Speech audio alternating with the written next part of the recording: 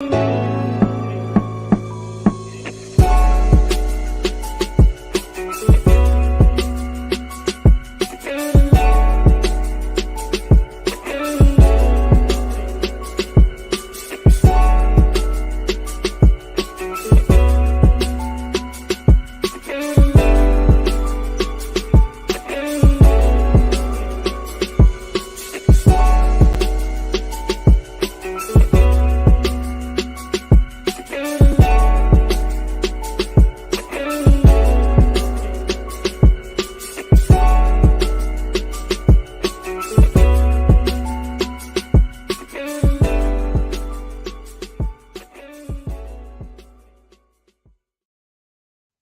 right, we are back again with the NFC Beast podcast.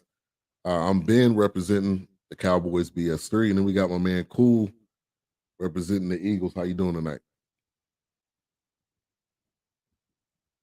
Oh, you froze for a minute there. How you doing? Can you hear me? I can hear you. Okay, cool. I was freezing for a second there. All right. So normally we have a larger group of people, but it looks like it'll be me and Cool tonight. But appreciate you guys for tuning in. Join in on the chat. We're available on multiple platforms right now. So we're on Facebook, we're on YouTube, we're also on Twitter and Roku TV under BS3 TV. So we're on a variety of platforms. Check us out. And we talk NFC East, which is the beast of the NFL for this year, which is really perfect timing as to us starting this podcast. But how you doing tonight? Oh, I'm great, man. I'm great. Good. All right, so we got a lot of things to get into. We got to jump right into it. I'm getting over a little bit of I don't know what this is, some type of viral infection or something, but we definitely gonna rock with it. We got a game on right now too, so it's coming towards the end of the season.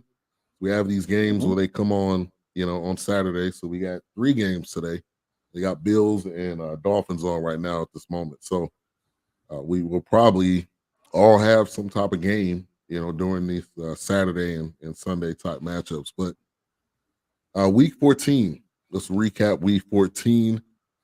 We had the Cowboys beat the Texans in a sneaker. That I was completely shocked. I'm not even gonna lie. I wasn't even watching the game. I was listening to it, and I was driving, and I was out and about. But that game was just way too close for me. But I think it more so says that the NFL is any given Sunday.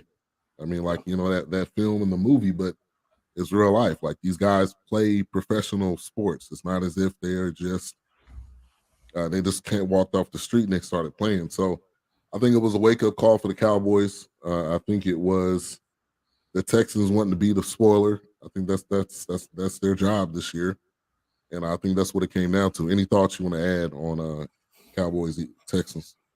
Well, man, I think the Texans are a lot better than people give them credit for. They don't win games because they're not able to finish, because they don't have a guy at the quarterback position who can really not make poor plays. There isn't a guy on their roster. So I think a lot of people look at the record but haven't watched the Texans play. And you haven't really had a reason to. But I think when you watch them play, you see this is actually a pretty solid team. They're a quarterback away. Obviously weapons on at the wide receiver position, can always be upgraded. But they're really a quarterback away from at least, competing for their division. I think obviously maybe a couple of changes on defense as well in the defensive backfield, but the main thing they've been missing is a quarterback. Yeah, you can't win the league without a quarterback, but they've got a really good running back who can help them keep games close. Yeah, I like him too. Dameon Pierce is a beast. If you've seen any highlights or any film of him playing or watched any games, when he's got the ball in his hands, he's like a big bowling ball, kind of like Trey Sermon. How you refer to him. Mm-hmm. He's going to get you bulk yards, and that's what they were doing. And the Cowboys really couldn't stop that. And Jeff Driscoll came out of nowhere running the ball. And then they were bringing Davis Mills in. I was comparing it to Rex Grossman and Rex Grossman and Ryan Leaf back in the Florida days. I'm like, we didn't know what to do. We seemed so lost. So, I mean, again, that tells you that it doesn't matter. Doesn't matter what their record is. They're trying to win the game just like you are, and you can't play down to what they're doing. And I think that's another part of what the Cowboys were doing is that they were like, this is the game we're gonna easily win. Let's not be too Yeah. concerned. So, it happens to everybody, man. We had those games. It happened to us against the Colts. Happened to us against the Texans as well. I think sometimes teams that are pretty good teams, they kind of play down to competition at times, and there's nothing you can really do about it. You just want to win those games that you should win. Is basically why everybody says it the way they say it. But I mean, you won. That's the important part, the win. Yeah. What's good, CJ? Thank you for tuning in. CJ is a co-host of the Elevate podcast. Comes on Thursdays on BS3 Network. And shout out to real quick high school football here in Texas. We had South Oak Cliff High School that won back-to-back championships. If you don't know, South Oak Cliff is in is inner city and pretty much an all-black team, black coach. So for them to go back-to-back is the first time in Dallas ISD history. And then also you have DeSoto, which is another predominantly black school in the black area. They won state. And I think the other team is playing right now in Duncanville. So huge shout out to the high schools. He said, nah, brother, them days before Tony Romo and after Troy Aikman were some dark days. Yeah, it was. It was, no doubt. So Eagles beat the Giants. Wasn't necessary. It's a division game, so obviously you know how it's gonna go. It's gonna be competitive. It's gonna be close. But the Eagles really pulled away, and I'm not surprised that they won. And you guys clinched the playoff spot. So give me your thoughts on Eagles. Well, man, we talk a lot about MVP and all this other stuff for Jalen Hurts. We talk a lot about AJ Brown, the pickups. Your boy Michael Parson has some comments about if it's the team or if it's the quarterback. I'll say this, and it was pointed out earlier, but it was put in a way that was very simple. Two additions to the offense. Two different additions that weren't there last year. AJ Brown and Zach Pascal. Everything else was there last year. So while I'm not attempting to say AJ Brown is not a number one receiver and it wasn't a big ad, but this is not a completely different team from last year. We didn't go out and rebuild an offensive line. We can go out and add a huge free agent running back. We didn't go out and add like a top tight end. We didn't draft a stud. These were all guys that were there last year. So the thing is, even if when you bring in Brown, even when you bring in Pascal, Jalen Hurts has had the talent to get to the ball. He's shown in different weeks when guys may not be on their A game as far as catching the ball, he can put the game on his back, run, and win the game. When guys are making the plays, he doesn't have a problem staying in the pocket, throwing the ball, moving, throwing the ball. So he's shown his versatility. And I think that's the piece that people don't give enough props to Jalen Hurts for. And obviously, offensive coordinator has a big part in that, the play calling, the freedom that Jalen Hurts has to change plays now that he's been in the offense for a second year. He understands it a little bit better. They understand their relationship better. So those are the things that are helping win games like the way we beat the Giants. I did not expect us to beat the Giants the way that we did. I'm happy that it happened, but it's been a shock. The games that we've won in the division, except for obviously the game against the Cowboys, which was pretty close, have been a lot less competitive than I anticipated. So I'm fine with that. But at the same time, I don't expect that to continue. We got the Giants again. We got the Cowboys in a couple of weeks. So you always have to be on your A game, right? I mean, this week we've got the Bears team. We'll obviously talk about that later, but it's just not a lot that I expect the Bears to be able to do. But I am just happy that we decided to attack the run. We did not let the Giants get the run off like I was concerned we might. That's been something that's been a problem for us. We've got Jordan Davis back. We've got a pretty good rotation now. Robert Quinn's out injured, but we've got a good rotation now. So we're starting to get some of the guys back that were injured. So it's one of those things where we're starting to get into that form. We're starting to get kind of like into that playoff mode, building towards it. And that's what we need to do. We're in now. So now it's about, okay, let's go out, let's fine tune everything, let's get everything working. Let's make sure that we're ready because we understand that in the playoffs, we're going to be facing teams that are also trying to eliminate us. So just Right. excited on where we're at right now, excited on where we're going, and just along for the ride to get there. Yeah, yeah. And one of the big things they've been talking about here in Dallas is that the Cowboys make it so complicated. We know we should run, but we try to pass. We try to get pass happy, and that makes it difficult for the team to get wins. That's the Yeah. truth. And the one thing with the Eagles is that they know what their mo is, and they're able to run Jalen Hurts effectively, and that has been the contributor to them winning games. And so the comment of what Parsons made, he could be talking about his own quarterback because the defense has been carrying this team. Like that's the truth. That is the wholehearted truth. If in some of these situations where Dak has made these turnovers, if the defense wasn't able to get the ball back, who knows where some of these teetering wins and losses, how they could go. So Yeah. it's and we'll get into trap game alert as we get into these matchups for this week. Yeah. But the Commanders had a bye, so they are still where they are. And just to go break down the standings for the NFC East, we got Philly 12-1, Cowboys 10-3, and Washington and New York 7-5-1, and they are all still in the playoff picture. So they're all still in the hunt. So this is it's not a far fetched situation. Excuse me, for them to be all in the playoffs again. Now it's going to be a little bit harder because we're going to be playing each other, kind of down the stretch. So that's the only issue. But as of right now, Philly is 1, Cowboys are 5, Washington 6. They wins tiebreak over Giants based on best win percentage, and then you got the Giants 7. So as of right now, they're all kind of teetering on that line. Any thoughts you have on this playoff picture? Do you still see all the teams making the playoffs? I do. I think the best thing that's happened was the tie. I think the Mhm. tie is going to get the Giants and the Commanders into the playoffs. You see, Seattle is kind of falling back. The team to worry about is the Lions. They look to be making a little bit of a surge, but I think that tie, because that's one less game that either team could win, may be the difference between them. Doing what they need to do, and I think that's going to be what's going to get them both in. It Yeah, actually is going to work. It actually worked out great for them to have a tie.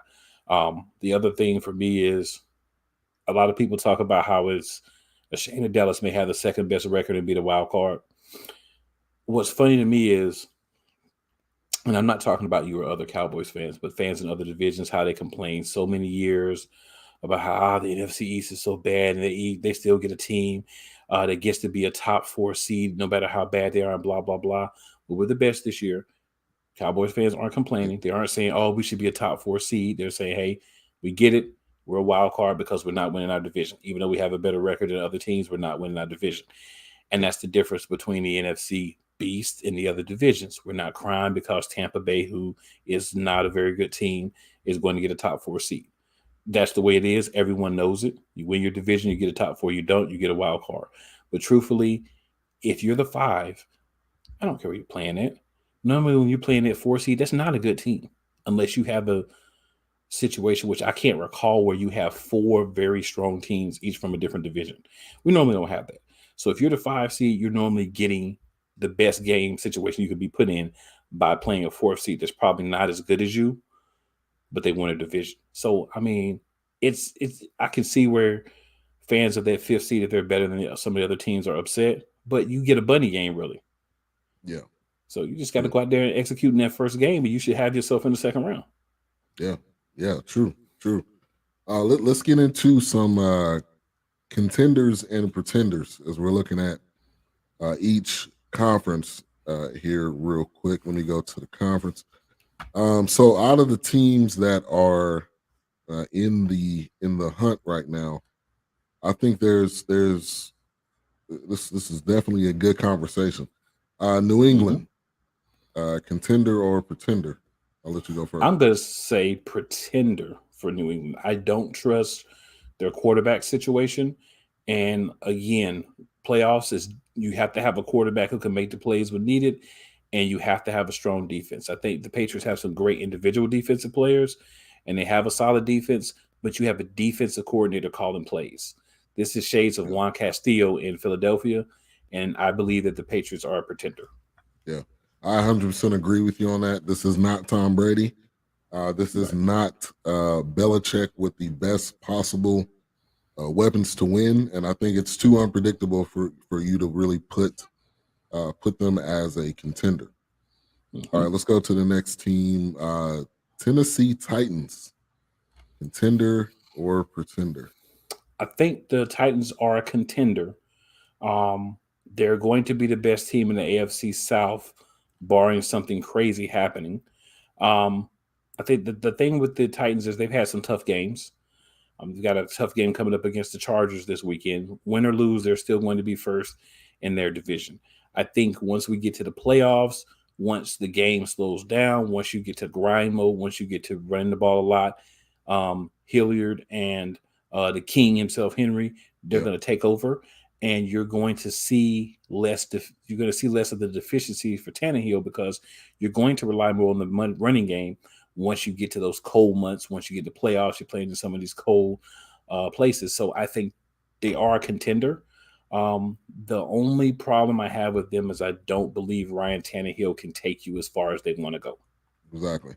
And that's my reason for saying they're a pretender, because the game at some point it's gonna come down to what Tannehill's gonna do, and I don't trust him. But again, like I said on a couple shows ago, Mike Vrabel should be up for Coach of the Year every year. The fact that he's doing this with Tannehill and Henry and that defense that he's helped build. So, all right, let's go to Baltimore. And Baltimore, I go here because obviously, this injury with Lamar Jackson, which is going to be out this week, or he was out last week. I'm not sure this week, He's out but this week too. yeah. So I have now, him in fantasy.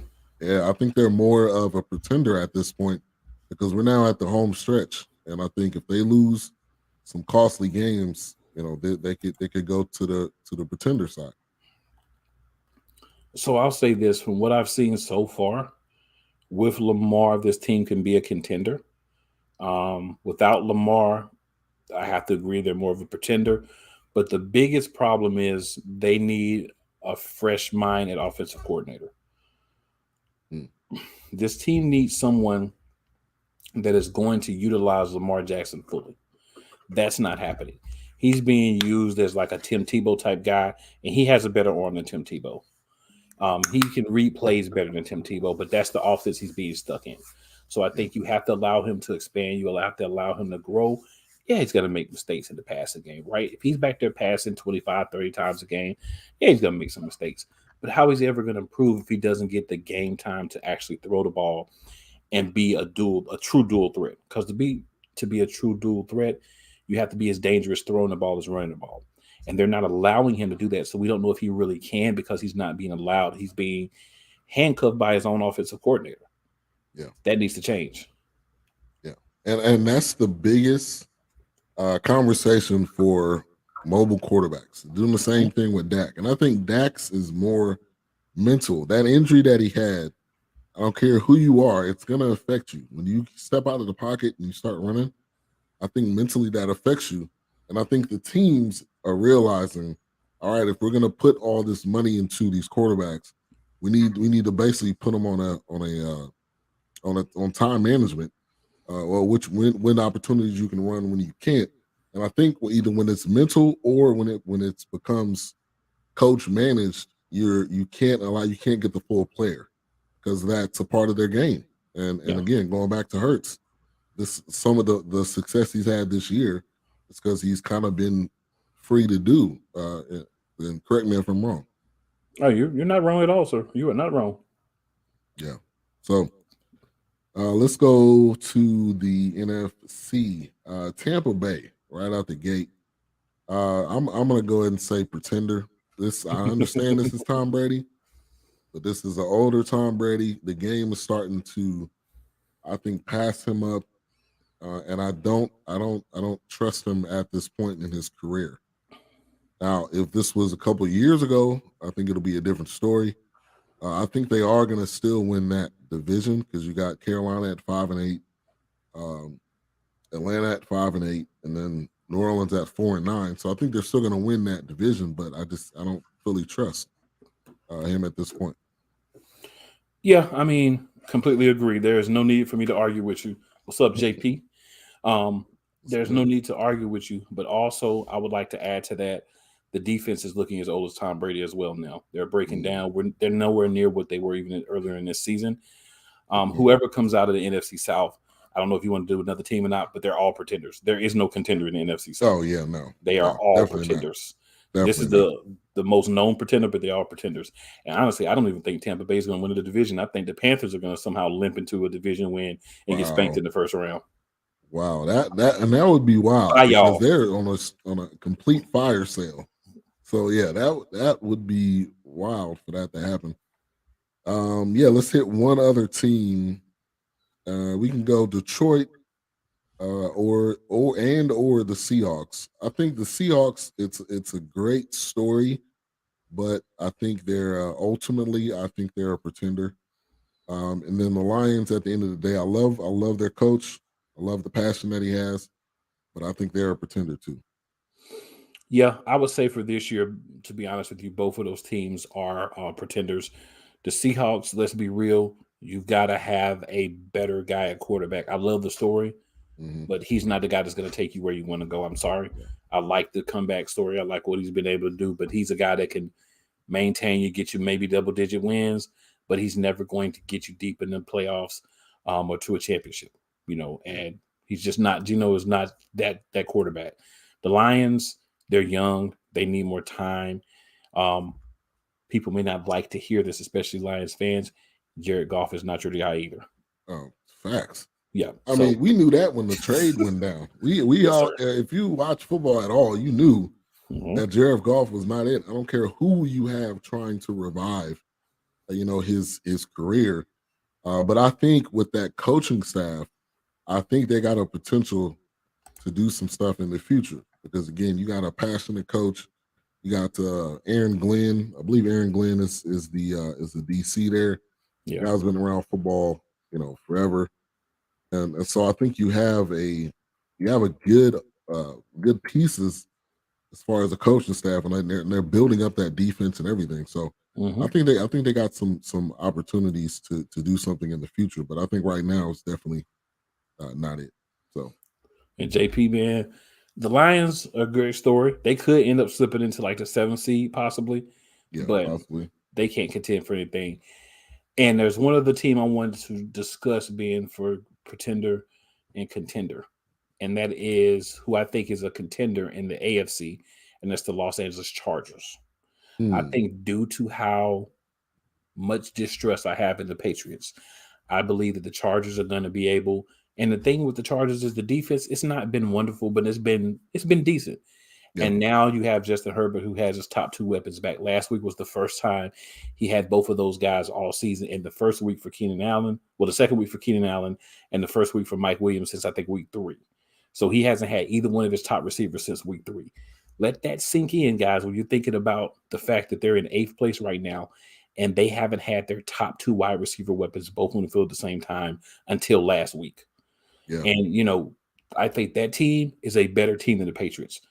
I believe they're going to surpass the Patriots, and Justin Herbert for the first time is going to make the playoffs as a starting quarterback because the Patriots are about as flimsy, paper thin as the Buccaneers.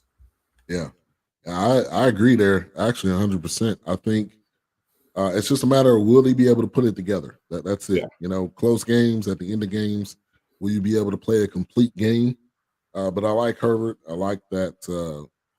And wow, that's an interesting stat that they haven't had their two top receivers. So that tells you right there that they should be going into the playoffs. And I agree with that because the other teams, like you mentioned, I don't trust the Patriots. And so if it was somebody I had to pick, I would definitely call them a contender. Again, it just goes back to can you put it all together at the right opportunity and at the right time? I think that's the big question mark. Let's see. We got JP says, I only say the Lions because the second in the NFC North. Yes, they are under 500, but they are fighting for that last chance. And to be real with you, there's a lot of teams under 500 that are still in this hunt. So it depends on what they do. Depending on what they do towards the end of the season. Let's look at their schedule real quick.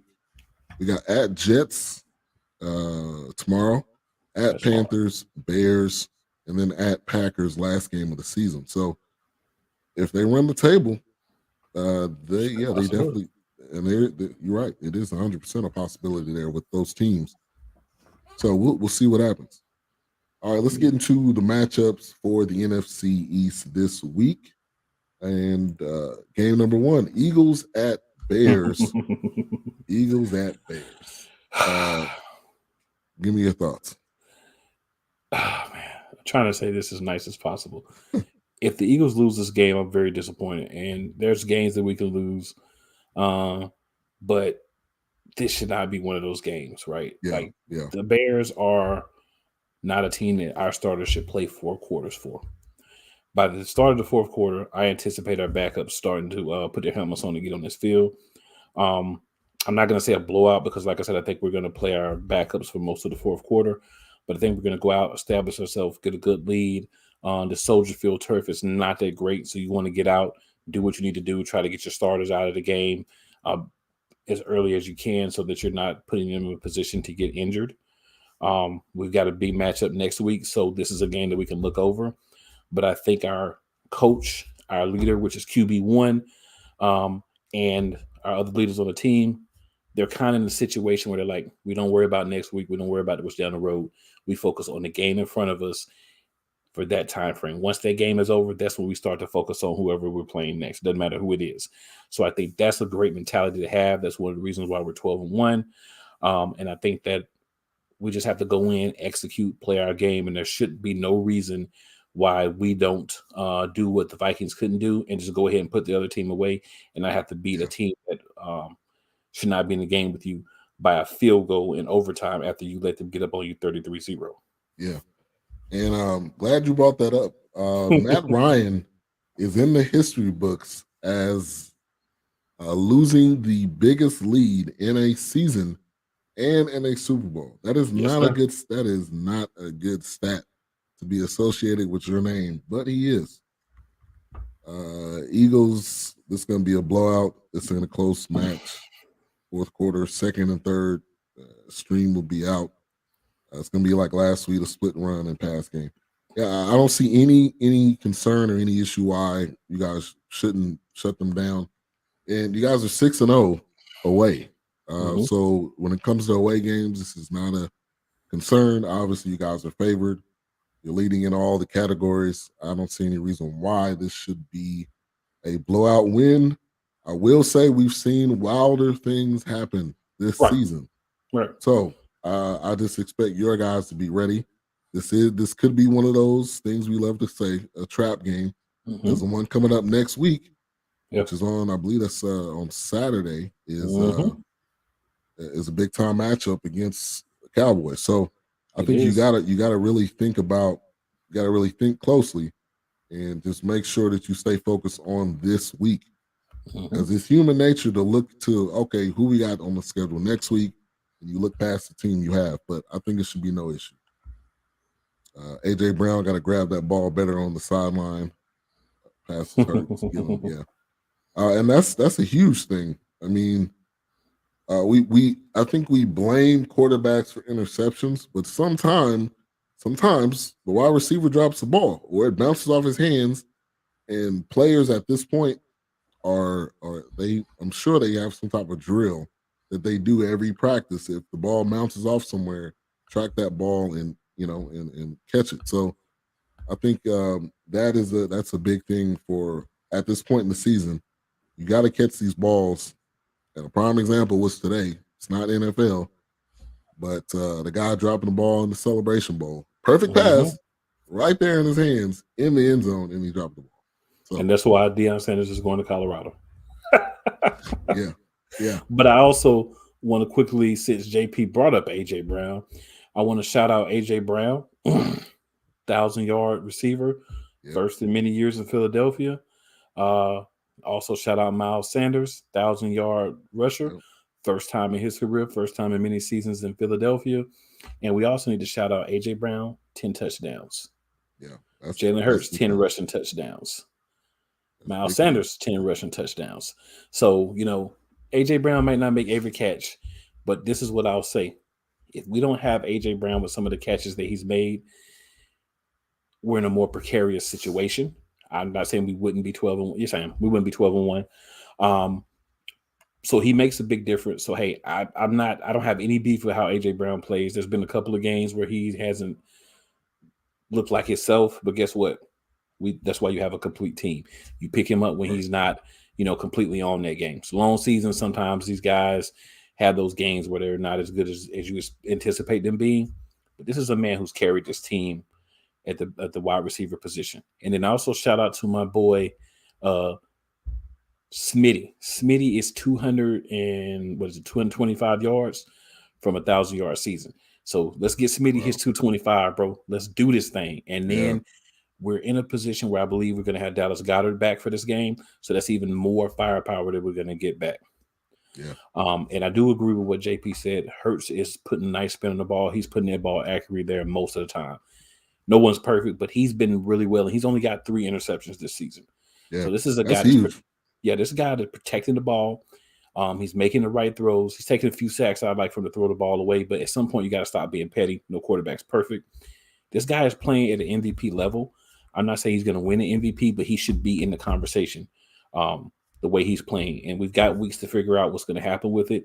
But I love the fact that he's being mentioned and that people are arguing for him because that shows that he's doing what he needs to do as our quarterback. He needs to continue that this week and every other week. Yep, 100%, 100%. And let's get to the injury updates here real quick for this game. You got Dallas Goedert. It says he's on injury reserve, so he's coming back this week or next week. He has been activated. He's in his 21 game window. So I think that he should be back from everything I'm hearing, but he hasn't been officially announced to play in the game. But from everything we've heard, he looks on track to play this week. So I'm going to assume that he's playing. If he doesn't play this week, that's fine. But I think if he's able to play, this would be a good game to get him in, get him a few reps, kind of get him back used to playing a little bit before, the game next week. Yeah. And then the other injury, Robert Quinn, which how concerned are you about not having him? So if we didn't go out and sign Linval Joseph and Ndamukong Suh, I would be more concerned. But because we went out and made those 2 signings and we got Jordan Davis back, I'd like to have Robert Quinn. I definitely think he can, add more to the defense. But I think we have enough depth where we can survive, without Robert Quinn for a couple of more games. And also CJGJ, I'm hoping we get him back before the season's over too. So we got some people. And you're right, we did sign Harris, JP. We signed back Harris to play safety, because more than likely, we're not going to have CJGJ or we're not going to have Blankenship this week. So we signed Anthony Harris. He knows the system. He's ready to play. He's plug and play. He's a Philly guy. He loves it. There were other guys that just, for the money, for the age and different reasons, we decided to keep over him. Yeah. And let's get to a couple comments. We got LJ. Appreciate you for tuning in. He said Dak didn't play the last time they played the Cowboys, and they need 3 turnovers to barely win. I think he's talking about Eagles. Yeah. We'll talk about that next week. But I'll simply say to you, we talk about wins. We don't talk about how much you win by. We don't talk about how pretty the game was. We talk about who wins the game, who loses the game. You can win the Super Bowl 17-14, you still won. So I'll just say that. And really, honestly, I'll say this. Everything that's happened in the past is over. Like this is a fresh slate, and obviously this is going to be a big time matchup next week. But Cowboys got to manage the turnovers. That's number 1. Same thing on the other side of the ball. Also, we talk about injuries. Tyron Smith is back. I don't know how excited I am about this, just because he's old. Let's just stop playing around with it. He is injury prone and he's older. So I think he is a great addition to have on the line. Do I expect him to play the rest of the season? I think it's a question mark. There's only 4 games left, so he should be able to. But this is a guy that has not been able to play an entire season for at least the past 6 years. So, he, excuse me, future Pro Bowler, no doubt about that. Yeah. He has contributed a ton to this team, and I think he is not only going to be able to help as far as on the line, but also continue to help in training Tyler Smith. And then we got Jason Peters, which is there. 40-year-old Jason Peters is still kicking. So it's going to be an interesting mashup of how this line works. I think with Terrence Steele being out for the rest of the year, that is going to be that was a huge blow. But I think the pieces that they have, they're going to be able to piece this thing together, and I'm not 100% concerned. Jonathan Hankins is on IR. Jake Ferguson will not be playing, and then Dorrance Armstrong is questionable. He's on that D line. So as we go, Cowboys, Jags. This is a trap game, 100%. The Cowboys, how they got punched in the face last week. They cannot come in here halfway and expect to win a game like they did last week. So their complete focus needs to be changed. Run the ball is no surprise that we had this conversation every single week. Dak does not need to throw the ball 40 times. This is not his MO. This is not how you win games as a Cowboy. You win games with running the ball, and that which offsets play action and getting the ball to the receivers. Now, a couple stats I want to shout out. CeeDee Lamb could possibly get 1,000 yards. In this game, he's at 961 yards. Pollard is at 894 as far as rushing yards. This matchup of Pollard and Zeke has been perfect this year. I don't have any complaints. It's been impressive for sure. Yeah, it definitely has been. I think you got to continue it, though. You got to do it when the games matter. Doing it right now is all cool. It's fun. You jump in the Salvation Army kettle and all that kind of stuff. It's all cool.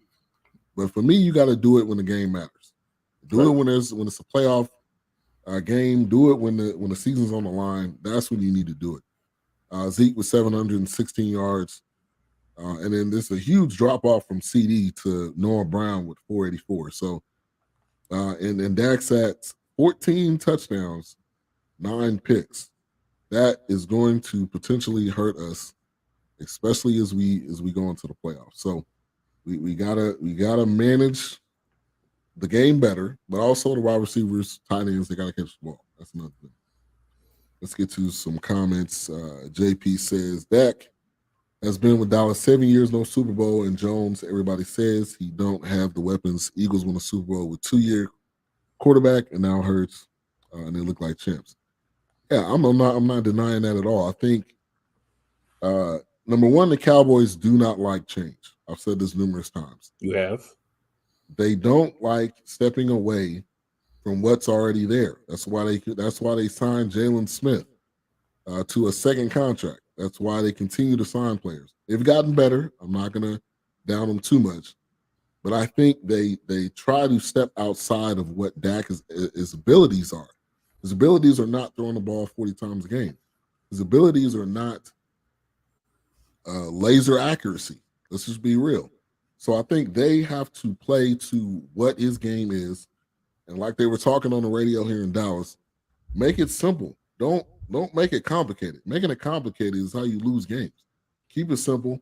You run the ball. You do what you need to do to win the game. Don't try to get pass happy.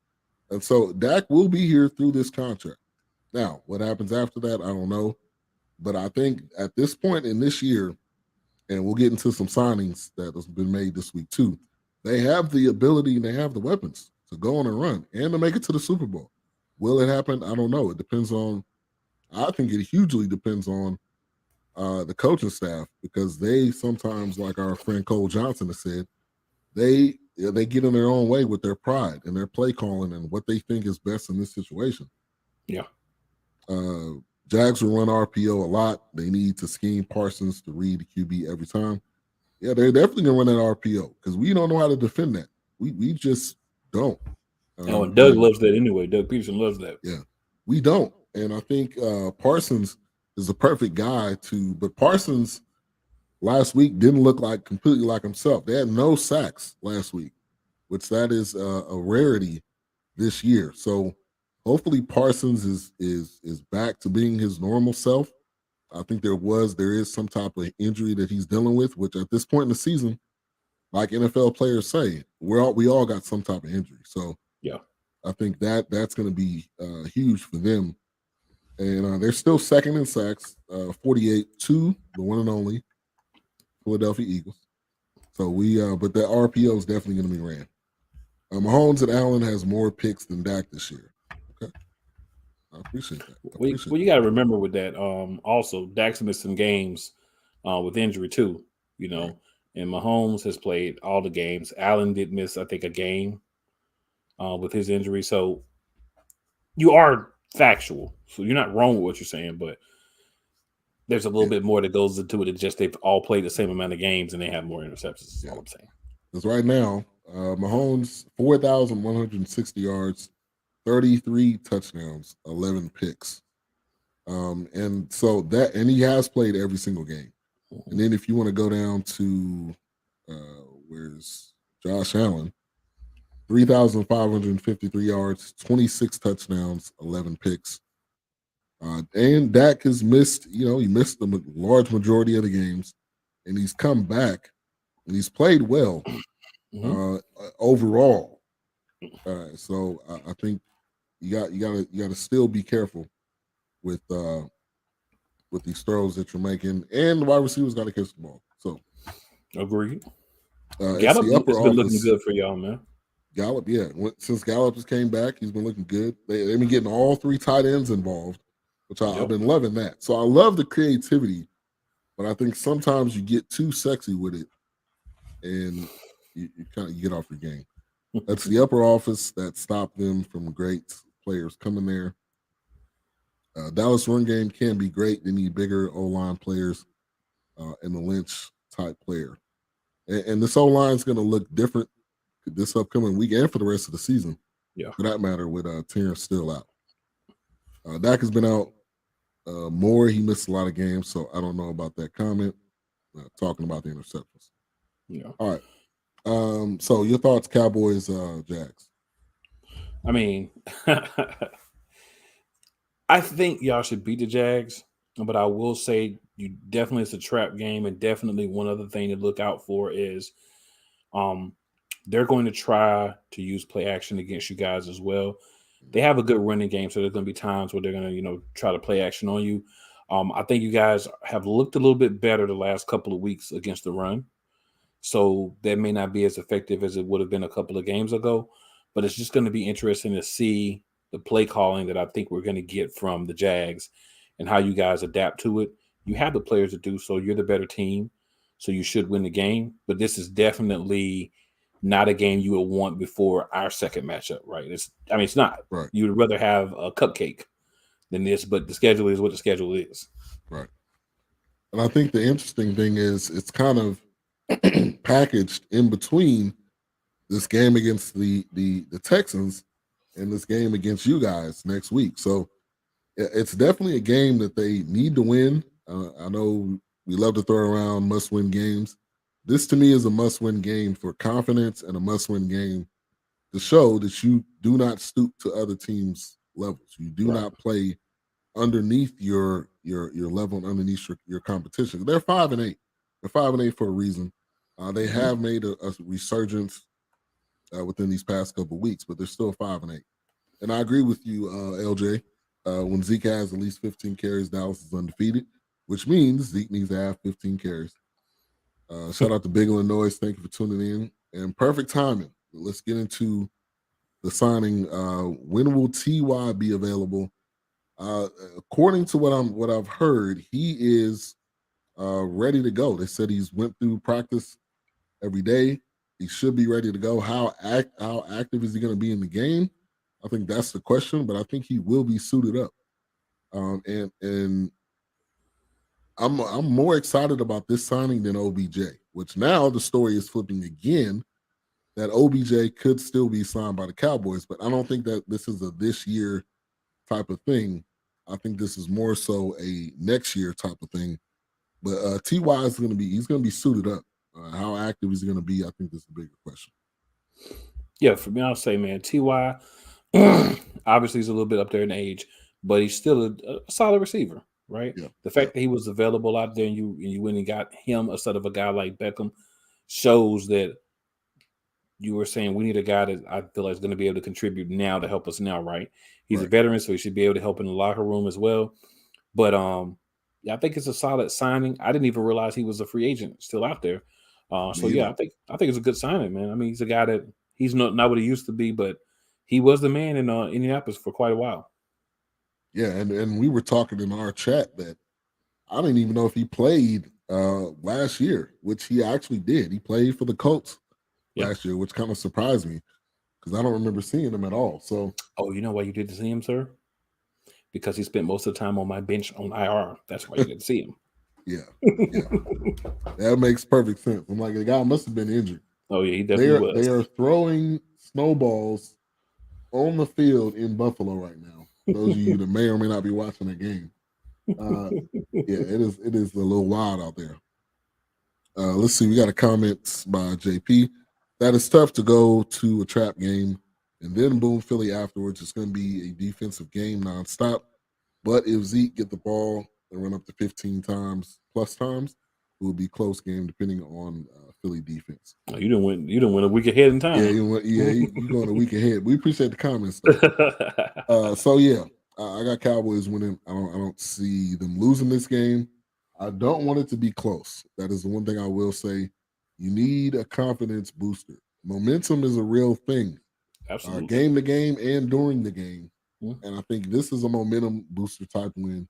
We need a Signature win. Minnesota. We need a Minnesota win. We need a Yeah. 40-3. We need one of those to really show. I think show themselves that okay, we're back to what we do. So let's get to the last game, which is Sunday Night Football. Cowboys, the Cowboys, Giants at Commanders. A great game. The matchup from the past couple of weeks, it had a tie, which I hate NFL ties, but it is what it is. I'm not the fan of either of those teams, so that's just what they got to deal with. But I think it's a perfect game to have Sunday night, and I think it's a toss up. I think both teams are pretty even. Giants are 3-2 away. Commanders are 3-3 at home. Washington is favored by 4.5, but I think it's a complete toss up, and I think they're very comparable on paper.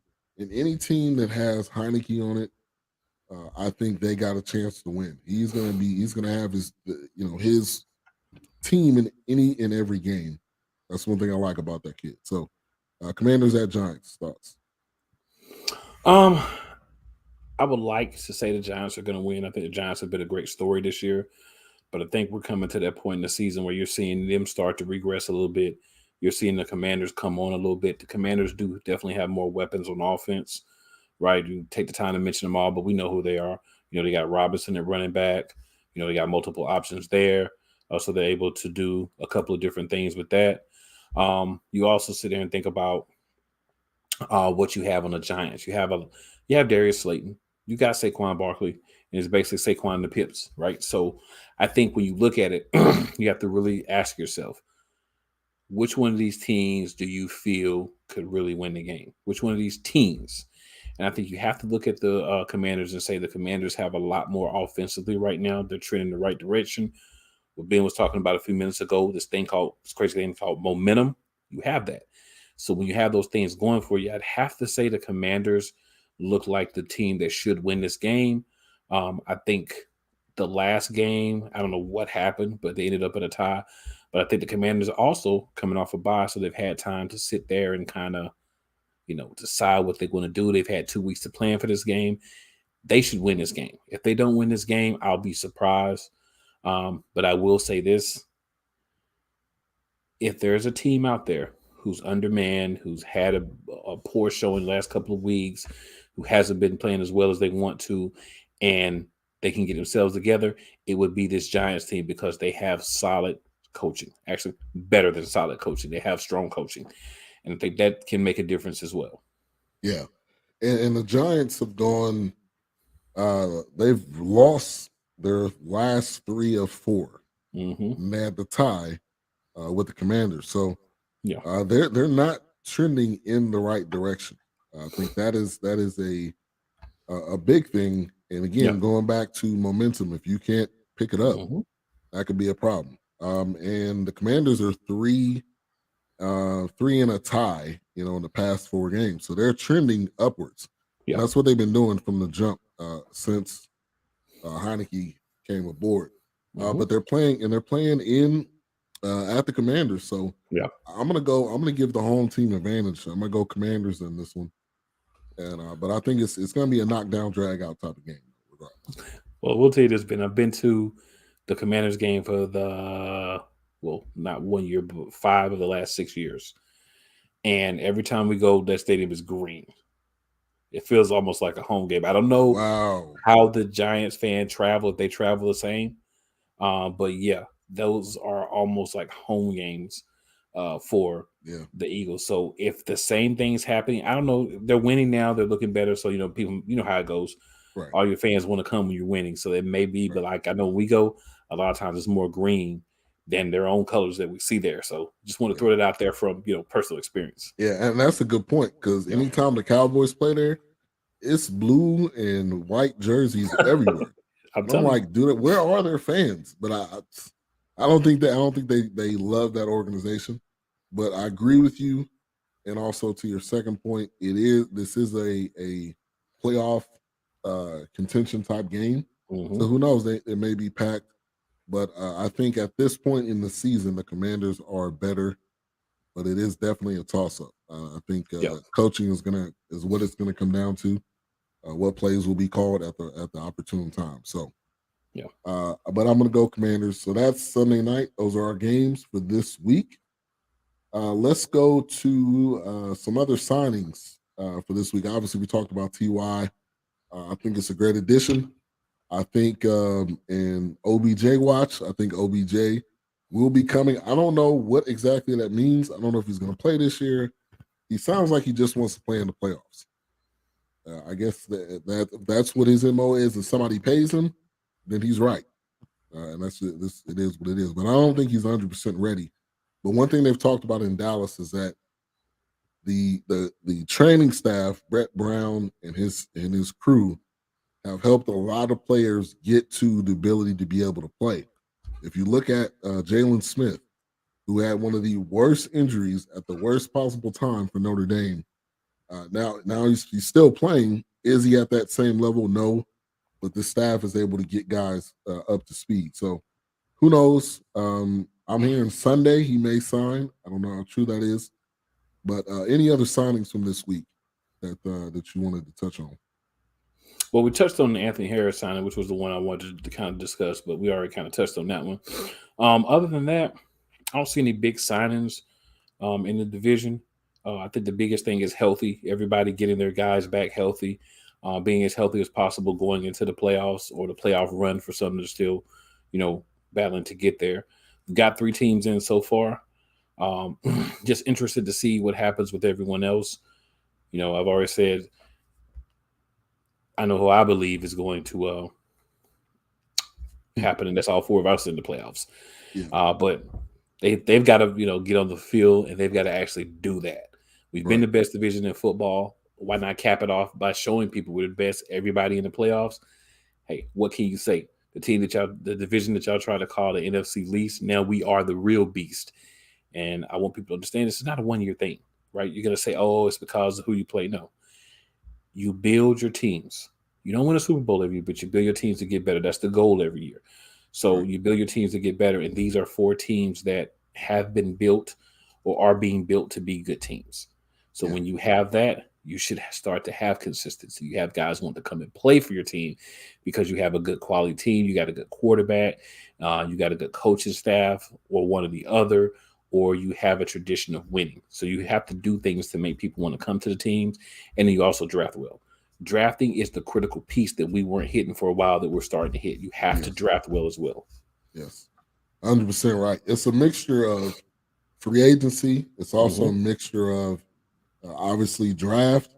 And now the new component of this is recruiting during the season. We're starting to see how players will come. Sue, like you guys picked up, Yeah. Mm-hmm. T.Y. Hilton, who hadn't played all year. Yeah. So like, Linval and Joe. now Yeah. Linval Joseph, Hankins. I mean, all Mm-hmm. of it's now becoming a thing to where you need to be actively recruiting during the season because there's guys that were injured. There's guys that said, "Hey, I'm not going to play the first 6 weeks."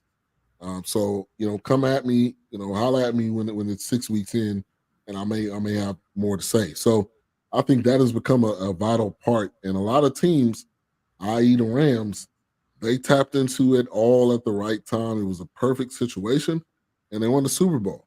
So I think if you're able to tap in at the right time, you're able to get these signings like Sue, you're able to get these signings like Harris, Mm-hmm. T.Y. Hilton, what some of the other teams have been able to do as well. If you're Mm-hmm. able to get those signings at the right time and that train is moving, who knows? And JP says, Jones said OBJ is coming to Dallas. He said that. He did say that. He immediately backtracked and said, well, I mean, I think it's going to happen. Jerry, like I said in our chat, Jerry going to be Jerry. Yeah. He going to say whatever to get the cameras, to get the Mm-hmm. newspaper writers to Dallas. So we'll see. I mean, I think OBJ wants to come here, but also I think nobody else wants to sign him. If when he went to New York and they didn't make a deal happen, I think that was writing on the wall. And he went to Buffalo and they didn't make a deal happen. And then the more of the story coming out that he may not be ready to play, I think a lot of teams were like, look, we're not paying you to not play this year. We're not. That doesn't make sense. So we'll see what happens, but I think we'll know something hopefully tomorrow because some teams like to make news in the Sunday Yeah. morning. Ben, my question is, can he pass a physical? Is he at a point where he can Yeah, actually pass a physical? I I don't think there think may so. be something that's holding it back because, right, if you can't pass a physical, you can't sign with a team. Right, true, true. And I don't know. I don't know if he's 100% there. So this will continue to go. He said, I don't know if he wants cameras on him, Jones, in the last couple of weeks. Jerry does not. He takes good, bad, and ugly press. Mm-hmm. That has always been Jerry. Yep. And sometimes I think he'd rather have that than win. Even Mm-hmm. though he says he wants to still win, I That's think he tough. wants butts and seats, jersey sales. Come and see the Cowboys Stadium. Come and see this AT&T Stadium, this monstrosity that we have. And they're talking about putting more money into the stadium. I don't know if you seen that story. I heard about that. So yeah, Jerry is a no press is bad press type of owner. That's why he's always there. He's always at the forefront. So we'll see what happens. But final words for tonight's show. Cool. Just, man, it's exciting to be, record wise the best team in the NFL. I don't think a lot of people, and I'll be honest, including myself, saw us being there. So I'm happy that we are there. I saw us winning games. I saw us winning about 11, 12 games the entire season. We were already at 12 wins. So excited about that. I'm excited that the division is doing well as well because then I don't have to hear talk, right? Because if you're 12-1, you're beating a lot of teams in your division, but your division's trash and everybody's using excuses. I guess the Texans weren't a quality win. Dallas wasn't a quality win. None of the playoff teams that we beat are quality wins because we beat them. Had we lost to any of those teams would be the best thing smoking right now. But that is okay because one thing that people need to understand about the Philadelphia Eagles, and the majority, not all, because there is a sensitive component, but the majority of us, we understand that no one likes us and we do not care. So when we feel that way, all the hate is just fuel for the fire. I'm also enjoying seeing the Giants be a lot better than people thought. I know that a lot of people say, oh, division rivals, you hate each other. And there's a component of that, right? When we play each other, when we're fighting each other for playoff spots, yeah, there's a component of that. But also, if there are going to be other teams that are going to be doing better, why not let it be the teams that you're going to have to play anyway? Why not let it be our division? We're there now. I'm loving it. I haven't heard any NFC least talk this year. A lot of that's been quieted. But I wanted everyone to understand if you play a team from the NFC East, you're going to be in for a battle. Yeah. I can't say that the NFC East team is going to beat you because nobody wins every game, but you're going to be in for a battle. And there's two teams in this division I think are a little bit better than the other two right now. Those two are going to play next week. Those two are both going to be in the playoffs. So guess what? If you see one of them, bring your best. And I know there's teams outside of the division that everybody's doing all this pitter pattering and yip yapping about. We'll see what happens when the playoffs gets here. That's all that really matters. Yep. And that's it. And that's what we've been talking about. You can do it Mm-hmm. during the regular season. As I said, Mhm. it's all pretty, but doing it when it matters in the playoffs, I think, is where this division as a whole has lost. Is Yeah. that doing it when it matters? And I think this is the perfect season right now. 12-1, let's go. Best division also in the league. Hats off to the whole NFC East. And my kind of final words, I think the addition of Dable to the Giants has been huge. They have a real coach and not a special teams coordinator. So that obviously goes a long way. I think the energy that Sirianni has brought to the Eagles, and I think the ability to allow his players to play. Obviously, AJ Brown has been a huge pickup. Yeah. And then when we get to Heineke is it. His energy just electrifies that team. McLaurin, Dotson. I love their running back trio that they have going on. Mhm. And I think that's a huge thing. And then to the Cowboys, the biggest thing is everybody's fully healthy. You're able to see what Dak and what a two-headed monster running game and a defense coached by Dan Quinn, which we know what that defense equals, and it's equal turnovers, they're second in sacks. So it's a lot that each one of these teams have, and Mhm. that's contributes to the reason why we're the best division right now. So thank you everybody for tuning in. Episode 13, week 15 of the NFC Beast. We may or may not be back next week. I think we're working on maybe pre-recording, so you'll see Yeah. it. But make sure to like and subscribe Eagles Elite and Play Callers, as well Yes, sir. as BS3 Network, as well as Sam Shady Sports Network. Make sure to subscribe there. And then we got Couch Coach on Facebook and Twitter. Make sure to like and share. We didn't get the whole crew on tonight, but we rock it. Whoever's here, we do it. We've been doing that all year long. So, Absolutely. Oh, and don't forget Real Wise. My yes. man Wise. Yep. Wise, Real Wise TV on YouTube. Also, Stuck in My Mind podcast. Mhm. And then your guy, Livewire. Livewire has hung out Yes, with sir. us. So Livewire Sports, he's the Mhm. Commanders fan. So we will be back. We will see you when we see you. Thank you guys for tuning in. Have a great night. And we'll see you on the flip.